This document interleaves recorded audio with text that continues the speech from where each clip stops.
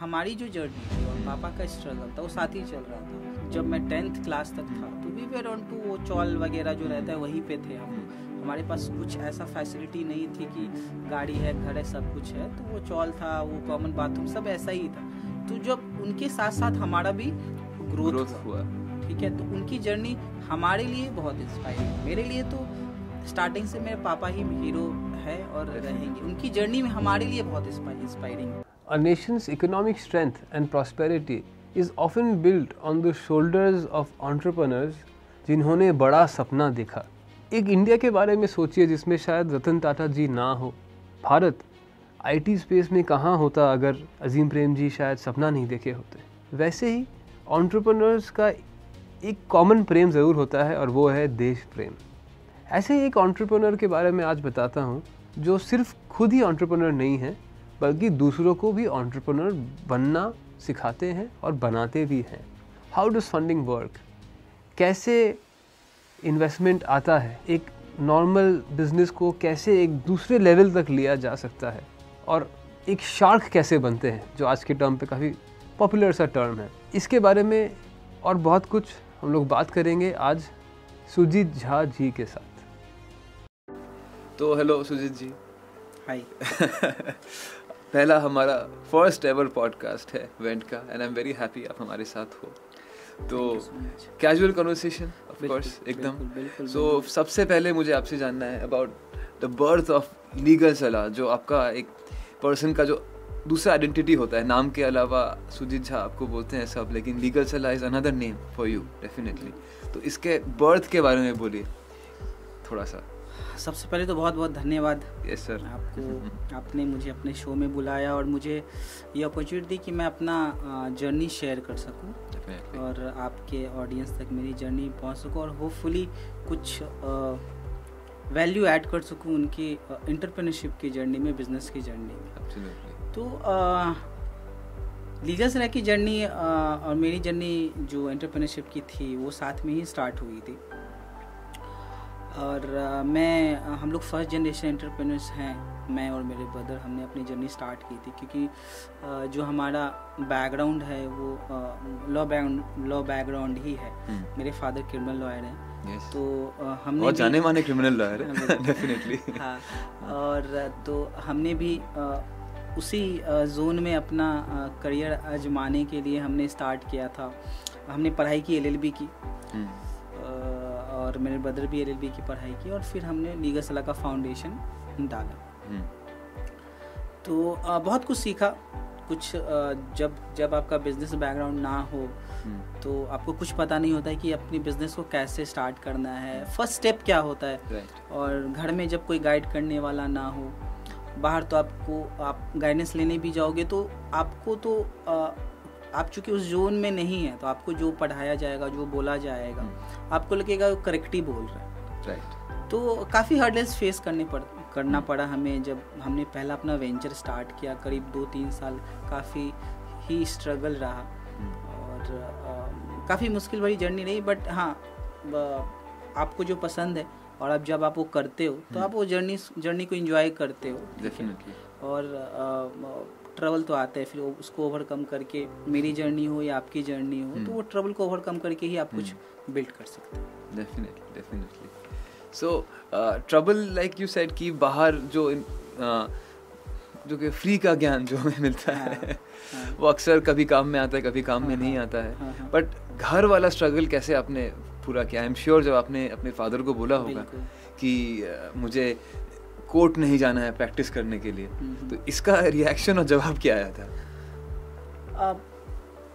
मेरे फादर जो हैं शुरू से मम्मी पापा दोनों ही काफ़ी ही सपोर्टिव रहे। अच्छा। पढ़ाई के मामले में भी, और ऐसा कभी नहीं हुआ कि कंपेयर किए कि चलो उसका तुम्हारा ज़्यादा नंबर आ गया, वो कभी नहीं रहा। ठीक है, अगर मैं कभी फेल भी करता था या कभी कम मार्क्स भी आ गए तो दे आर वेरी सपोर्टिव कि चलो नेक्स्ट टाइम अच्छा कर। तो they were very supportive from the very beginning. हाँ, बिजनेस वेयर समथिंग कि वो पहला था, अब किसी ने किया नहीं, अब हम स्टार्ट करने जा रहे थे कुछ अपना। बट एक चीज़ था कि अलाइंड विथ वो सेम उस पे था कि somewhere we were in corporate LLB ये सब में ही थे, लीगल में ही थे, तो वहाँ उनको ये सेटिस्फैक्शन था कि चलो कुछ ना कुछ तो कर लेंगे। बिकॉज अगर आप सोचिएगा तो एक लॉयर भी तो एक एंटरप्रेन्योर ही तो हुआ। हाँ देखिए, एक मेरा मानना ये है, मेरा ओपिनियन है कि एक अच्छा लॉयर को अच्छा सेल्स पर्सन होना पड़ेगा, not only for your client but also for the judge। बिल्कुल because you have to convince judge also, client also, ठीक है ना। तो क्योंकि ये बिग बिजनेस ही है ना, बिग बिजनेस ही है, ठीक है। At the end of the day क्या होता है कि मैं कंपेयर नहीं कर रहा कि आप पैसे से लीगल सर्विस की तुलना करें, वो सबका राइट है, but at the end of the day The system is like that, कि उसको अपना घर चलाने के लिए तो अर्न तो करना पड़ेगा, so you have to balance both aspects। and जो आपके पास आता है genuinely nobody comes good times पे, जब कोई आता है बैड टाइम्स पे यार हेल्प के लिए आ रहा है। और मेरे फादर क्रिमिनल लॉयर थे एकदम, तो मजबूरन मतलब बहुत ही खराब टाइम में कोई आ रहा है, बहुत खराब टाइम पे आ रहा है, और हमने बचपन से वही देखा, तो वो शुरू से ही, क्योंकि हमारी जो जर्नी थी और पापा का स्ट्रगल था वो साथ ही चल रहा था, वो साथ ही चल रही थी। तो जब मुझे अभी भी याद आया कि हम लोग बैक साइड में भी बात कर रहे थे कि जो जब मैं 10th क्लास तक था तो वी वेर ऑन टू वो चौल वगैरह जो रहता है वहीं पे थे हम लोग। हमारे पास कुछ ऐसा फैसिलिटी नहीं थी कि गाड़ी है, घर है, सब कुछ है, तो वो चौल था, वो कॉमन बाथरूम सब ऐसा ही था।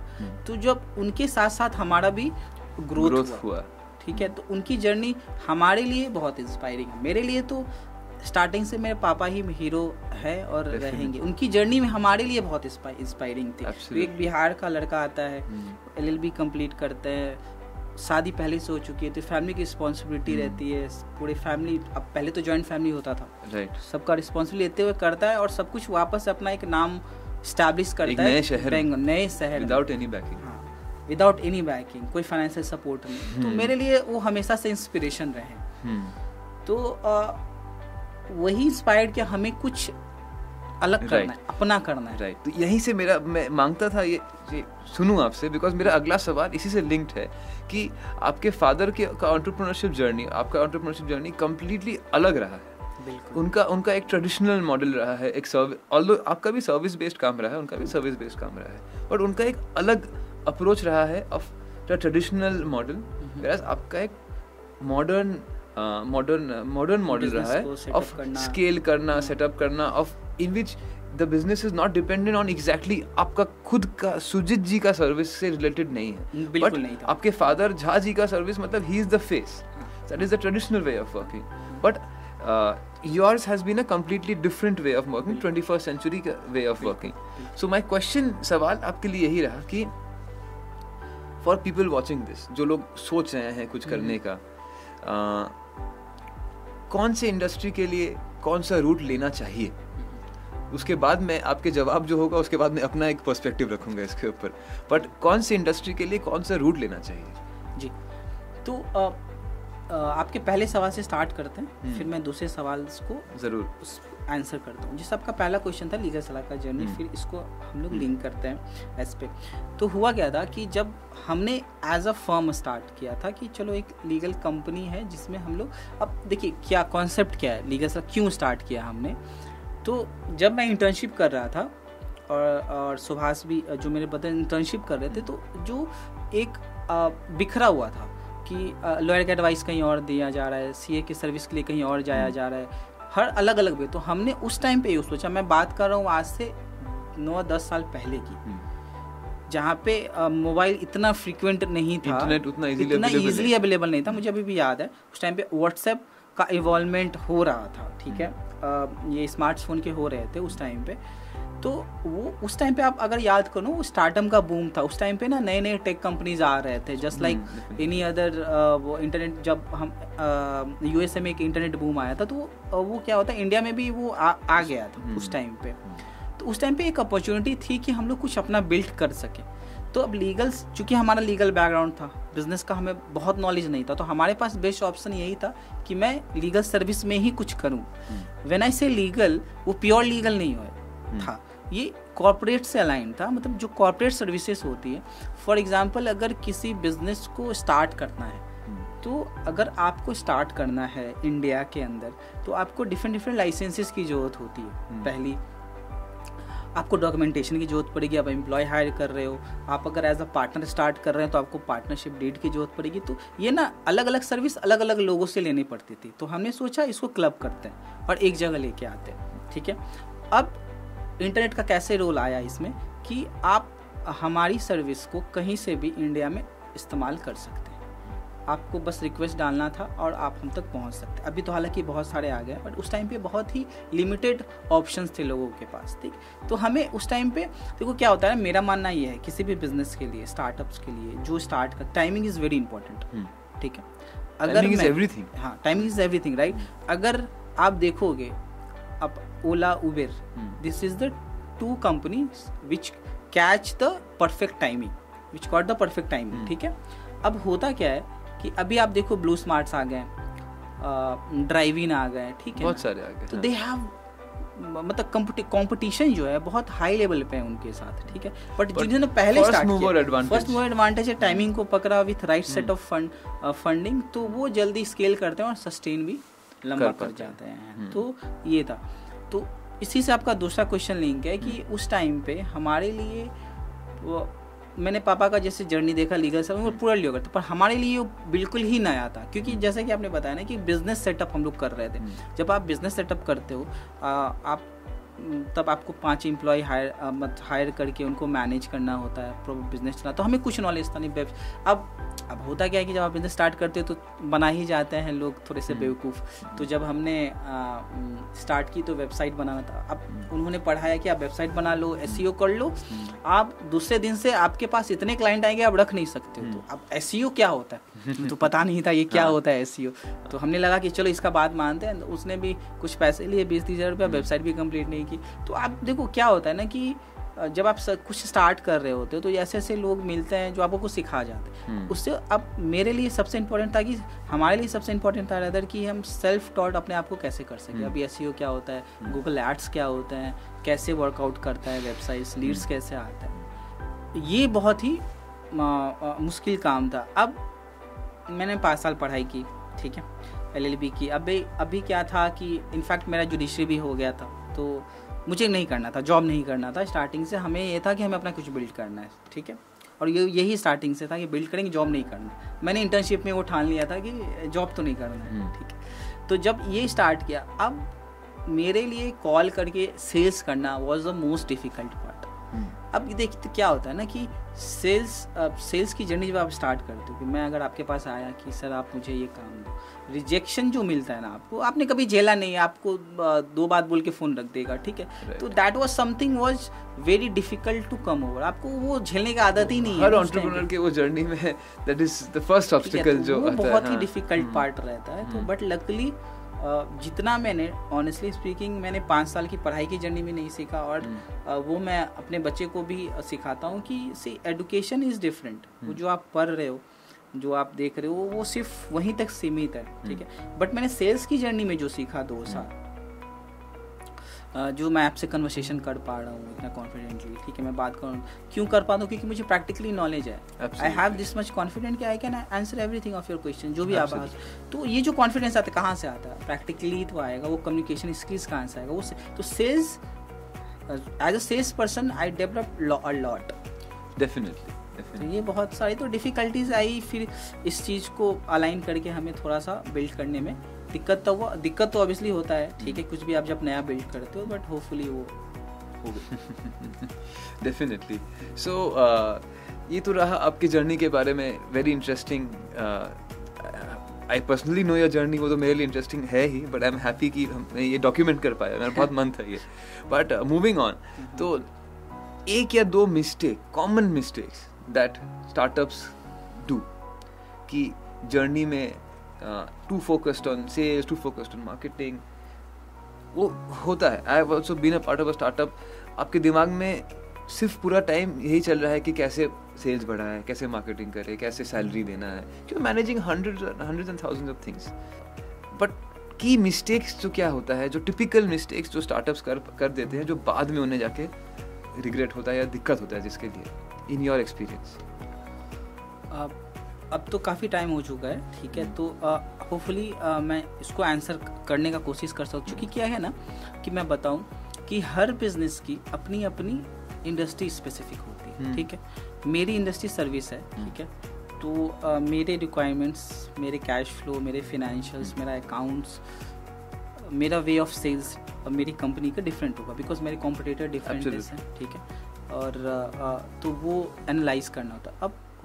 अब हमारे साथ क्या हुआ, चूँकि मैं सेल्स में था and after that I took this funding journey, तो उसमें मुझे ना डिफरेंट स्टार्टअप्स के बात करके सीखने को बहुत कुछ मिला, तो मुझे डिफरेंट इंडस्ट्री के नॉलेज, चूँकि अब क्या हुआ कि आपको नया बिजनेस बिल्ड करना है, आप मेरे पास आओगे तो you will share your product idea क्या है, आप कौन सी इंडस्ट्री स्पेसिफिक हो क्या, तो मुझे उस जर्नी में सीखने को बहुत कुछ मिला, ठीक है। तो उस दौरान मुझे ये समझ में आया कि जो एक कॉमन मिस्टेक करते हैं वो सबसे पहला क्या करते हैं कि लीगल और फिनेंस को थोड़ा सा वो साइड में रख के निगलेक्ट कर देते हैं, तो जो बहुत ही बड़ी बैकबोन होती है किसी भी कंपनी के लिए। मेरा मानना ये है कि अगर आपका फिनेंस सॉर्टेड है, ठीक है, अब लीगल आप you can do it later, but finance जो ऐसा पार्ट है, इफ वो सॉर्टेड है तो आप कुछ भी मैनेज कर सकते हो, ठीक है, क्योंकि आपको पता होना चाहिए कि आपका एक्सेल कैसे वर्क कर रहा है। अगर आपको वो नहीं पता कि आप एक्सेल पीछे फिनेंस कैसे चल रहा है, तो at the end of the day आपको फेस करना पड़ेगा, क्योंकि आप इन्वेस्टर का पैसा कितना जलाओगे, ठीक है, राइट। आपको एक हद तक आप रेस कर सकते हैं, जला सकते हैं पैसा, but the end of the day you have to find a way कि इसको कैसे प्रॉफिटेबल बनाया जाए, इस बिजनेस को कैसे प्रॉफिटेबल बनाया जाए, ठीक है, क्योंकि हमारे धंधे में कहा जाता है कि your customer is the only investor जो आपके साथ एंड समय तक रहेगा, बाकी सब चले जाएंगे, सारे एग्जिट ले लेंगे आपके बिजनेस से। एक कस्टमर ही है जो आपके बिजनेस को हमेशा फ्यूल करेगा। तो आई थिंक क्या गलती करते हैं ये तो मैं स्पेसिफिकली कमेंट नहीं कर सकता, बट क्या करना चाहिए ब्रॉड क्या करना चाहिए जो अवॉइड कर सकते हैं मैं वो बता सकता हूँ। सबसे पहले तो एज अ फाउंडर अगर आप कुछ स्टार्ट कर रहे हो तो don't take as a part time, ठीक है, which I see people don't want to take risk, job नहीं छोड़ना है उन्हें, ठीक है, और एक सैलरी आ गई है आ रही है फिक्स, वो रिस्क नहीं लेना है, क्योंकि मैं बहुत लोगों से वो मिलता हूँ तो उनको थोड़ा सा सेफ साइड खेलना होता है। I hate this word safe side कुछ होता ही नहीं है, ठीक है, या तो आप जॉब करो, आप पैसा जमा करो, 3 साल अपने आप को दो, at least you won't regret later of your life, 3 साल अपने आप को दो, कंपनी बिल्ड करो, और नहीं होते हो सक्सेस देन आपके पास तो ऑप्शन है, and you have to take risk early of your life, ठीक, क्योंकि एक टाइम के बाद आपके पास रिस्पॉन्सिबिलिटी आ जाती है, तो आप रिस्क आपको लेना पड़ेगा, और पार्ट टाइम आप किसी बिजनेस को नहीं चला सकते, you have to be full time, ठीक है, क्योंकि लोग स्टार्टअप में इसलिए आते हैं दे सी ब्राइटर पिक्चर, ठीक है, कि गाड़ी है, घर है, अभी नहीं, मेरी जर्नी से भी जो लोग इंस्पायर होते हैं तो वो इसलिए होते हैं कि they see the output, they don't see कितने वो रातें जग के और उसको बिल्ड करना होता है, दे डोंट सी दिस, स्टिल कि देखिए ना, आपका कंपटीशन आपके बिजनेस तो है, आप खुद भी हो कि आप मुझे सैचुरेशन पसंद नहीं है, जैसे कि हमने लीगल सलाह स्टार्ट किया था तो 3 साल 4 साल यहाँ इंडिया में करने के बाद हम इसको, अभी लीगल सलाह ग्लोबल है, सॉरी मैं लीगल सलाह तब से अभी लीगल सलाह ग्लोबल है, हम लोग दुबई, सिंगापुर हर जगह ऑपरेट करते हैं, हमारा ऑफिस है, हम लोग सर्विसेज प्रोवाइड करते हैं, तो आई ऑलवेज फील सैचुरेशन, तो मैं अभी भी सोचता हूँ कि और इसको कैसे एक्सपैंड किया जाए, नेक्स्ट लेवल तक कैसे जाए, और लोगों तक कैसे पहुँचा जाए, ठीक है, तो you have to be restless, पहली चीज़, और दूसरी चीज़ जब आप बिल्ड कर लिए,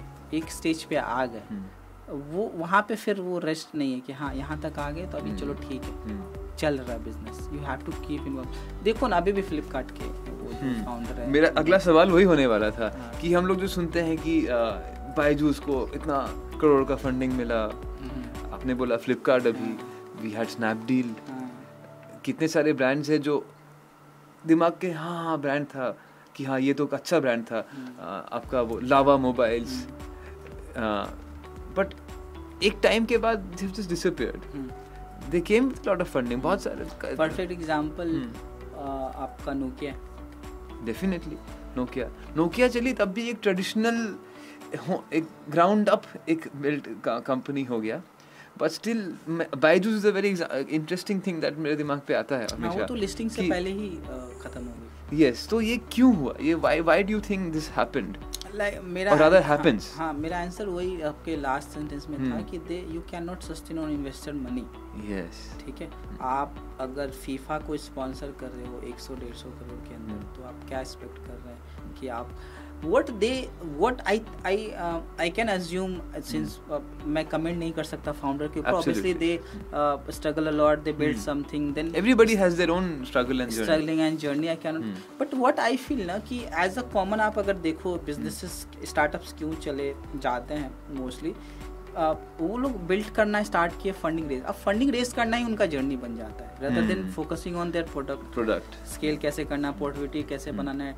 अब उनकी वो नहीं रह जाती, डेफिनेटली वो गोल नहीं रह जाता। अब उनका गोल रह जाता है कि अब फंडिंग कैसे रेज करनी है। अब जब तक फंडिंग आ रही है तब तक तो सब कुछ सही चल रहा है, ठीक है। जब फंडिंग इन्फ्यूज होना बंद हो जाता है तब उन्हें दिक्कत आने लगती है, क्योंकि क्या होता है कि जब आप पैसे रेज करते हो स्टार्टअप्स में, तब आप सिर्फ पैसे नहीं रेस कर रहे, लायबिलिटी भी रेस कर रहे हैं, एक्सपेक्टेशंस रेस कर रहे हैं, सब कुछ रेस कर रहे हैं। हाँ, तो obviously you are just someone else money, ठीक है। जो भी आप वीसीज का, जब भी जैसे वीसीज आपके जैसे वीसी वेंचर कैपिटलिस्ट आपके इस पे आए, तो आप समझ लो कि आपका गेम बदलने वाला है स्टार्टअप्स के, डेफिनेटली, और वो आप पे प्रेशर से स्टार्ट कर देंगे एग्जिट के लिए, ठीक है। तो समवेयर वो होता है और आपको वो मेंटली प्रिपेयर्ड होना पड़ेगा, अदरवाइज आप देखो, जैसे मैंने बताया, जब आप बिजनेस बिल्ड कर रहे हो तो यहाँ से आपको बहुत ही स्ट्रांग होना होता है, ठीक है, क्योंकि आपके सबका प्रेशर है आपके ऊपर और आप पे पूरा का पूरा एम्पायर टिका हुआ, ठीक है।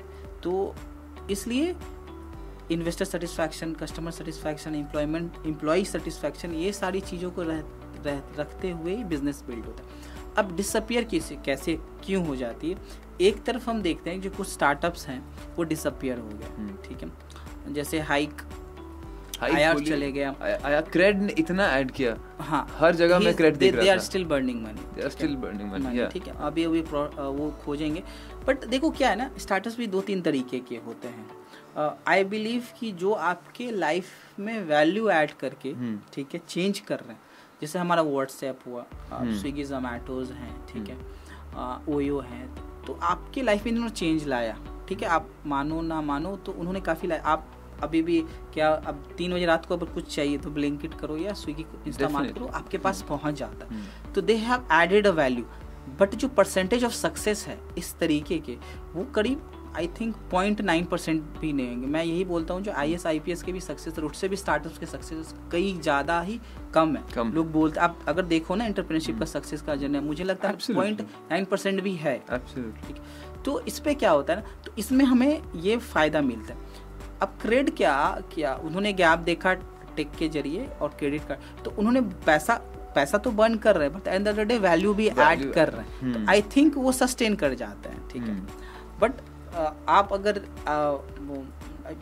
स्टार्टअप्स को भी एज अ बिजनेस ही ट्रीट करो तो बेहतर है, क्योंकि परसेंटेज जैसे मैंने बोला कि बहुत ही कम है, ठीक है। टेक प्रोडक्ट बिल्ड कर रहे हैं आप, और उस पर ऑब्वियसली नो डाउट पैसा बर्न होता है, डे 1 से पैसा नहीं है, आप उसमें एक्सपेक्ट कर सकते हो अर्न करना। बट हाँ, अगर फाउंडर स्मार्ट है तो वे आउट खोज लेता है। जैसे अभी क्रेडिट ने भी शायद वो कुछ चार्ज करते हैं, आप क्रेडिट का जो पेमेंट करते हैं, ठीक है, तो दे प्ले ऑन मास, ठीक है, तो वहाँ पे वो निकालेंगे। A lot of people, for Ola is also a good example कि उन्होंने किस तरीके से डाइवर्सिफाई किया। तो फाउंडर अगर स्मार्ट हो ना तो वो खोज लेता है कहीं ना कहीं। बायजूस वाज वेरी, मतलब एक टाइम पे बहुत ही अच्छी एग्जाम्पल्स, केस स्टडी, मैं खुद फैन था, ठीक है, उनका जिस तरीके से उन्होंने बिजनेस बिल्ड किया था, right. Somewhere I think things didn't went well. It might be of customer, it might be of because of investors pressure. Definitely, and like you said, value. What value are you adding? So that it remains a big question mark to me. कि of innocent children के ऊपर if you build a pressure to start very young, ultimately वो value तो उस तरीके से, in fact if you ask me, I'll say they have ruined at least 2 or 3 batches who were involved with them, parents who have given them the hard work money. और निकाला था ना एक white है हाँ, White Hat Junior निकाला था। आकाश को भी उन्होंने फिर से आकाश को एक्वायर किया था। तो they were doing good but somewhere edtech word ही उनसे आया। एक्चुअली एडटेक वर्ड उन्होंने बायजूस ही पर देखो अब वेदांतु अभी भी चल रहा है, ठीक है। तो दो founders who are smart and know how to use investor money, तो वो निकल जाता है। बट कहीं ना कहीं आपको भी वो देखना होता है कि आप इन्वेस्टर का पैसा कहाँ और कैसे यूज करें। डेफिनेटली।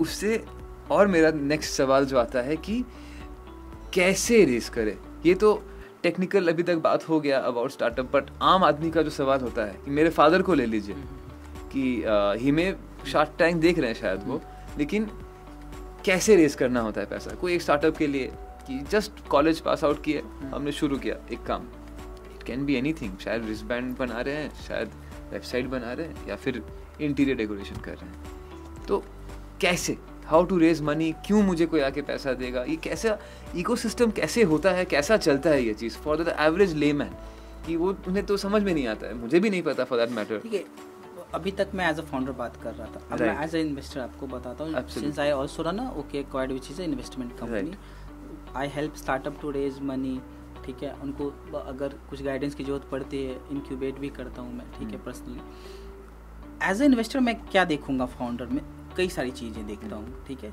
पर सबसे जो इम्पोर्टेंट है मेरे लिए, since I don't have lot of money, so I मेरे लिए 1 रुपया भी बहुत इंपॉर्टेंट है if I am investing someone else, ठीक है।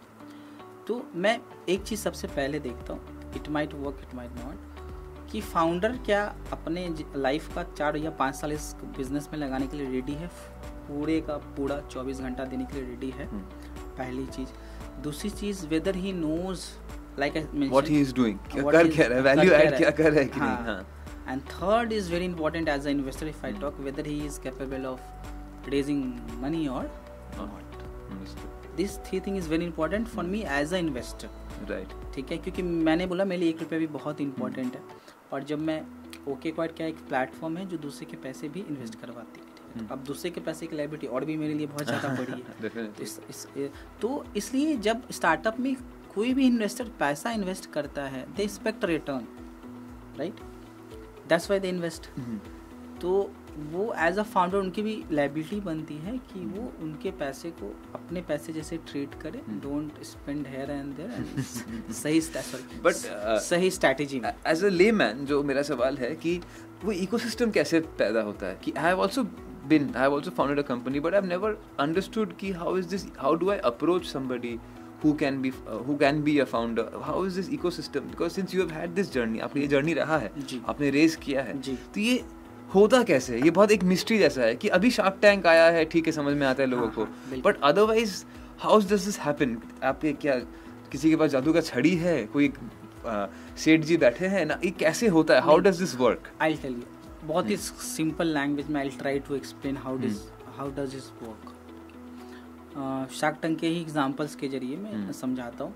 आप फॉर एक लेमैन है जो ई कॉमर्स का बिजनेस बिल्ड कर लिया, ठीक है, चलिए, अच्छा खासा revenue, leather garments, leather jackets में बेचता हूँ ऑनलाइन। हाँ, आप ऑनलाइन बेचते हो, you have 1 year of revenue yearly पकड़ लेते हैं, ठीक है, आपका सब कुछ सही है, मार्केटिंग सही है, आप MVP बोले, SKUs लिमिटेड है, सर ये सब कुछ टेक्निकल है जो आगे चल के टेक्निकल समझना पड़ता है। बट जब आप बिजनेस में घुसते हो तो आपको समझना पड़ेगा। मेरा कॉन्फिडेंस अगर मैं 5 मिनट में मैंने फ़ोन ऐसे कर लिया, तब मैं आप पे इंटरेस्ट खो दिया एज अ लेमैन भी। आप अगर मेरे पास आते हो, ठीक है, आप बिजनेस बता रहे हो, ठीक है, सारा कुछ समझ, बस आप जहाँ पे मुझे ये फील होने लगा कि इसके पास नॉलेज कम है ना, ठीक है, तो वो फिर बदल जाता है, फोन में ना पलट गया, तब आई लूज यू, ठीक है।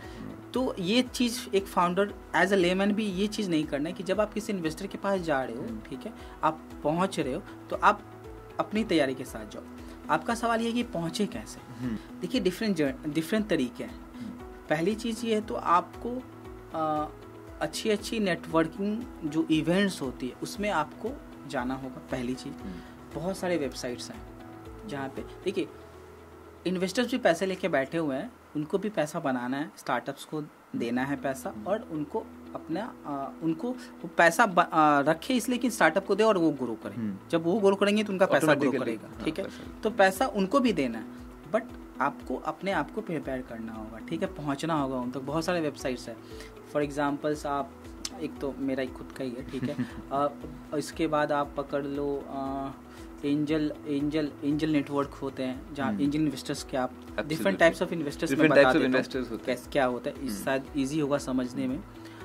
डिफरेंट टाइप्स ऑफ इन्वेस्टर्स होते हैं। सबसे पहला होता है एंजल इन्वेस्टर्स, उसके बाद आते हैं आपके वेंचर कैटलिस्ट, और उसके बाद आप फिर अगेन आप चले जाते हो लिस्टिंग। ये 3 स्टेजेस होते हैं। अब जब आप सुनते हो कि A series, B series, C series, these are the all combined venture catalyst और वेंचर इन्वेस्टर्स होते हैं जो पैसा लगाते हैं, ठीक है। जो आपका सवाल था कि 100-200 करोड़ आते कहाँ जाता है, किसके पॉकेट में आता है, ठीक है, तो वो किसी के पॉकेट में नहीं आता। If I am giving suppose 100 CR to a company, ठीक है, तो वो कंपनी में आया, फाउंडर एक पर्टिकुलर सैलरी पे ही काम सैलरी पे, they have the shares but they work on remuneration, वो उनका पैसा नहीं, वो वर्किंग पार्टनर वो स्केलेबिलिटी के लिए मिला है। आप प्रोडक्ट बनाओ, डेवलप करो, एम्प्लॉय हायर करो, स्केल करो, एक्सपैंड करो, so these are the function of ये किसी के पॉकेट में नहीं आता पैसा, ठीक है। तो आप, जो मेरा एडवाइस रहता है, जब आपको लगता है कि आपने ऐसा कुछ बना लिया कि आप इसको टाइम, अब समय आ चुका है कि आप इस बिजनेस को नेक्स्ट लेवल पे A to B लेके जाओ, तो कैसे लेके जाओगे? आपको चाहिए फंडिंग, क्योंकि उसके बिना आप लेके जा नहीं सकते, ठीक है। If you have good circle तब तो बढ़िया है, ठीक है। और अगर नहीं है तो मेरा एडवाइस ये रहता है कि आप इंक्यूबेशन सेंटर ज्वाइन करो। इंक्यूबेशन सेंटर में आपको जो मैं बता रहा हूँ वो सब सिखाया जाता है, राइट, ठीक है। प्रोडक्ट कैसे बनाना है, मार्केटिंग कैसे करनी है, आपको राइट टीजी, आपका टारगेट कस्टमर्स कौन होने वाले हैं, तो ये सारा आपको बताया जाएगा वहाँ पर, डेफिनेटली, ठीक है।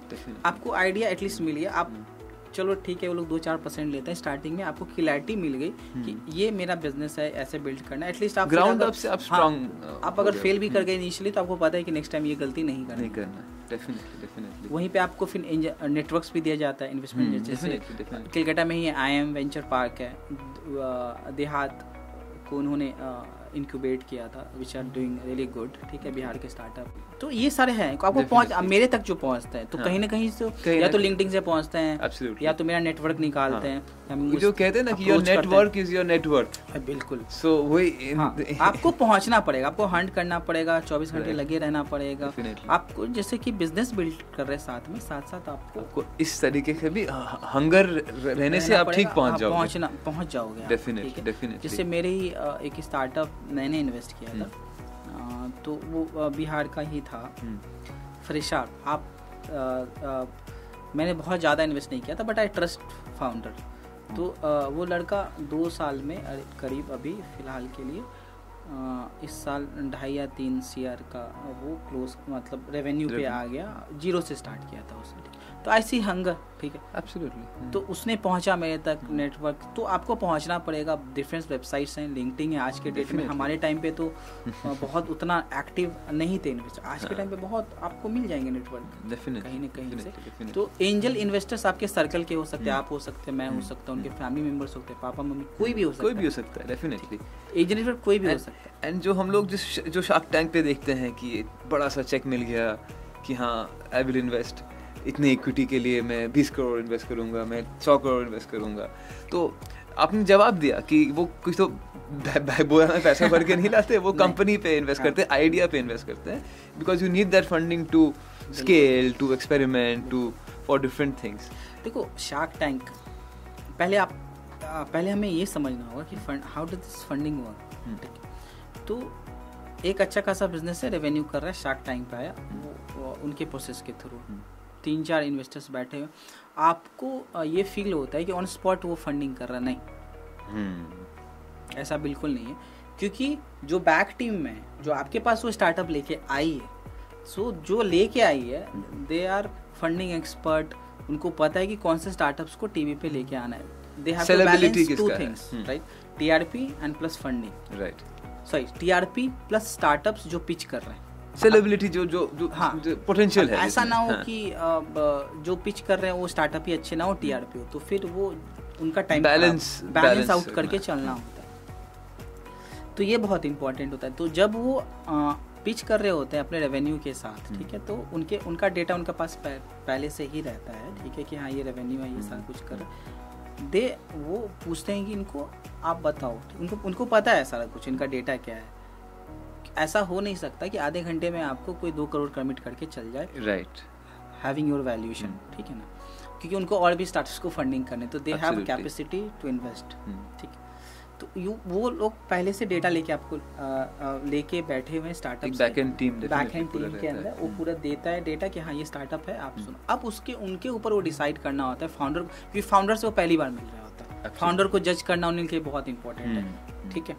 तो प्रॉफिटेबल बिजनेस में वो ज़्यादा इंटरेस्ट लेते हैं रादर देन आइडिया स्टेज पे। आप अगर पूरा एपिसोड देखोगे तो दे हार्डली इन्वेस्ट, और if your balance sheet is negative तो वो कितना भी अच्छा आइडिया कोई ऐसे भी कंपनीज होते हैं who are doing good numbers, कुछ ऐसे बिजनेसेस होते हैं they are doing good numbers but still they miss out on the opportunity of मतलब कोई इन्वेस्ट नहीं करता है उस पे, ऐसा क्यों होता है? वो जज कर रहे होते हैं फाउंडर्स को कि whether they capable of enough कि वो फंडिंग रेज कर पाएंगे कि नहीं, बैक ऑफ द माइंड वो चल रहा होता है इन स्पाइट ऑफ दैट। बहुत सारे आपको ऐसे स्टार्टअप दिखेंगे कि उनका बिजनेस नॉलेज तो बहुत स्ट्रॉन्ग है बट दे डोंट नो कि स्केल कैसे करें, फंडिंग रेज कैसे करें, तो वहाँ पे वो बैकआउट कर जाते हैं, पहली चीज़। दूसरी चीज़ वो ये शायद मैं एज्यूम कर रहा हूँ ये देखते होंगे एज अ इन्वेस्टर भी, मैं अगर सोचूं तो वो ये देखेंगे कि जो स्केलेबिलिटी है वो कितना आप मान लो कि मैं एक आपके पास ऐसी प्रोडक्ट को लेके आ रहा हूँ जिसका मार्केट क्या बहुत छोटा है, राइट, ठीक है। नंबर्स बहुत इंपॉर्टेंट है स्टार्टअप किसी भी इन्वेस्टर्स के लिए। अगर आप फॉर एग्जांपल अगर मैं ऐसे समझाऊं कि मैं एक प्रोडक्ट आपके पास एज अ स्टार्टअप में लेके आया कि चलो ये कप है, मैं आपको मैं कप बनाता हूँ, मेरा बिजनेस है, मुझे 10-12 करोड़ का रेवेन्यू है, ठीक है, बट क्या इसका मार्केट क्या, ठीक है, मार्केट क्या 1000 करोड़ का है। अब 1000 करोड़ में अगर 10-20 कॉम्पिटिटर पहले से ही बैठे हुए हैं, राइट, ठीक है, तो आप कितना का बिजनेस बना लोगे? 100 करोड़ का, 150-200 करोड़ का। अब उसमें इन्वेस्टर को आप एग्जिट कैसे दोगे, कितना रेस कर लोगे? तो दे एग्जिट वहाँ पे वो इंटरेस्ट नहीं ब्रेक हो जाता है पहला। दूसरा वो देखते हैं कि कॉम्पिटिटर कितना तगड़ा है, ठीक है। अब अगर कोई शूज का बिजनेस कर रहा है, अगर अब शूज में डोमिनेंट कौन सबसे ज्यादा कर रहा है, अब नाइक है, एडिडास है, अब शूज का, तो अब वो उस लेवल का क्रिएट कर पाएगा कि नहीं कर, तो कंपटीशन भी वो बहुत ज्यादा। Absolutely, it is a brand जो made over more than 50 years, जो उनका लोगो का प्रेजेंस उतना पुराना है, तो taking the challenge is not just about the money या फिर द प्रोडक्ट, वो ब्रांड का पोजीशनिंग भी आपको रिप्लेस करना पड़ेगा। पोजीशनिंग कर पाएगा कि नहीं, रिप्लेस करना पड़ेगा, वो हटेगा तभी ना इनका जगह मिलेगा वहाँ। या तो आप नया मार्केट क्रिएट कर रहे हो अपने लिए on basis of product pricing, target customers, या तो आप फिर नया या तो उनके कॉम्पिटिटर में आ रहे हो, which is very difficult to do competition company like वो नाइक के साथ। तो जैसे कि पिछली बार एक स्टार्टअप्स आए थे स्निच, जो अभी बहुत लोग जानते हैं, कई स्टोर्स भी अच्छा स्केल भी किया, फाउंडर काफ़ी कैलकुलेशंस में। तो जब उनका हर बॉक्स टिक हो गया, अगर एक बॉक्स टिक नहीं हुआ तो दे सी कि हाँ यहाँ पे हम लोग वर्कआउट करके काम कर सकते हैं, देन ओनली दे इन्वेस्ट। हाँ, बट दे कमिट। ऐसा नहीं कि उन्होंने बोला कि मैं चलो देता हूँ आपको पैसा और आप गए मुकर गए बाद में।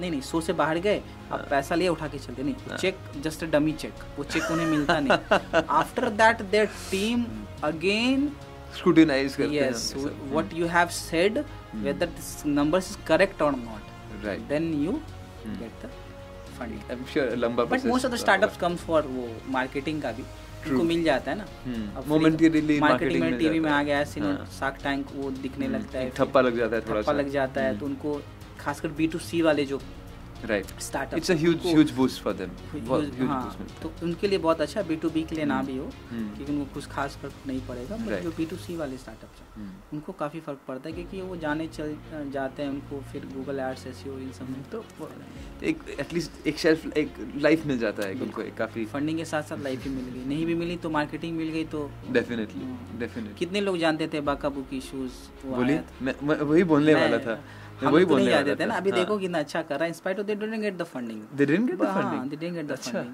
but still they are doing good. एक आया था आपका मंकी, क्या मैं भूल रहा हूँ, स्टार्टअप कुछ मंकी कुछ आया था, अच्छा फंडिंग उन्होंने उससे मना कर दिया, नहीं लिया, बहुत बढ़िया कर टी-शर्ट का कुछ, हाँ अभी आप देखो ना बहुत सारे वो लोग पहनते हैं, राइट। तो हर स्टार्टअप्स का अपना, मैं अगर सिंपल लैंग्वेज में इसको ऐसे करूं कि आपको फंडिंग रेस करना है तो कौन सा बॉक्स टिक करना होगा। तो सबसे पहले होगा क्लियरिटी चाहिए कि आप क्या बना रहे हैं, आपके कस्टमर टारगेट्स क्या हैं, ठीक है, आप कितने मार्केट को क्या पाई देख रहे हो, क्या कैप्चर करना चाह रहे हो, कितना परसेंटेज, आपको वो आइडिया, आपके कॉम्पिटिटर्स कौन है वो आइडिया होना चाहिए, और फिर लास्ट में आता है आप एग्जिट कैसे। डेफिनेटली। तो towards the end of our conversation pretty much मेरा आखिरी सवाल आपसे रहेगा कि since the concept of our show and our house is vent, तो if there is one thing, कोई एक चीज़ about the startup culture, startup scenario, startup ecosystem that you would want to vent about, कि आपको समझ में आ रहा है कि यार ये ठीक नहीं है, ऐसे ही चले जा रहा है, कुछ एक भड़ास आपके मन में है जो आप निकालने मांगोगे, वो प्लीज़ आप हमें थोड़ा सा बोलिए आज। मुझे अक्सर ये फील होता है ना कि जब आप एजुकेशन सिस्टम हमारा अगर देखो, ठीक है ना, तो कहीं भी किसी को भी देखो, डॉक्टर, इंजीनियर, लॉयर सब बनना चाहता है, बट कोई एंटरप्रेन्योर नहीं बनना चाहता, या हम बनाना नहीं चाहते, हमारे एजुकेशन में वो फीड नहीं है। जब वो स्टार्टअप कल्चर जब तक आप लेके नहीं आओगे, आप वो बच्चे को, अभी भी आप अगर देखो तो लोग, मेरे पेरेंट्स भी या किसी के पेरेंट्स कभी ये नहीं सोचेंगे कि हाँ मेरा बेटा एक बिजनेसमैन बनेगा या एंटरप्रेन्योर बनेगा। तो आई थिंक समथिंग वो जो है ना, वहाँ पे मुझे काफ़ी दिक्कत होती है। तो उस चीज़ को आई थिंक वो फीड करना सोसाइटी में बहुत जनरेशनल रह गया है ये चीज़। हाँ, क्योंकि ये ऐसा नहीं है कि अब एक टाइम था कि हाँ मारवाड़ी ही बिजनेस कर सकते हैं या करते आए, बिजनेसमैन का बेटा बिजनेस कर सकता है, ऐसा नहीं है कि एटलीस्ट आप अपने आप को मौका तो दो बिजनेसमैन बनने का। बट थैंकफुली कहीं ना कहीं अभी जैसे कुछ IITN जैसे IT इंस्टीट्यूट जैसे इंक्यूबेशन सेंटर्स लेके आते हैं, वो एक्टिविटी उसके अंदर फीड कर रहे हैं काफ़ी। हाँ, IIT में जब गया था as a speaker in Jadavpur JVS, अब दे हैव देयर IT से। बट मेरा जो वेंट वाली चीज़ है वो एजुकेशन सिस्टम शुरू से, अगर there is a 5 subject 6 subject, जो छठा सब्जेक्ट है वो बिजनेस के बारे में होना चाहिए कि हमारी इकोनॉमी कैसी इकोनॉमी है, ऐसे तो आप शुरू से अगर उसको लो डिवाइड मत करो साइंस कॉमर्स और ये एक पार्ट बना दो कि हाँ बिजनेस भी कुछ होता है, ठीक है, because ultimately businessman business women ही है जो लोग इकोनॉमी को, देश को चला रहे हैं। एग्जैक्टली, वो नहीं रहेगा तो कुछ नहीं है ना, बैकबोन है। आज आप मैं हूँ तो we are creating employment. Absolutely. तो अगर वो नहीं होगा तो इकोनॉमी कैसे आगे बढ़ेगी? Impact on society of businessmen is multi, cannot be, you cannot put a finger on it. कि हाँ मैं employment दिया, but एक employment से किसी और का somebody's son is studying. Exactly. Zepto, Swiggy, देखो ना कितना employment, आप नॉर्मल आदमी जिसको कोई टैलेंट नहीं है, still they can deliver at least 10 to 15,000, at least उसका घर तो चल जाता है। अगर स्विगी नहीं होता, जोमेटो नहीं होता तो होता। तो somewhere someone has to take this responsibility. Absolutely. So that concludes our conversation. Thank you so much, sir. Thank you so much huge having me. It's a pleasure to be here. Thank you. And wrapping it today with Sujit ji, and see you again in the next video. Until then, thank you for watching, and please like, share and subscribe to stay connected with us. Thank you.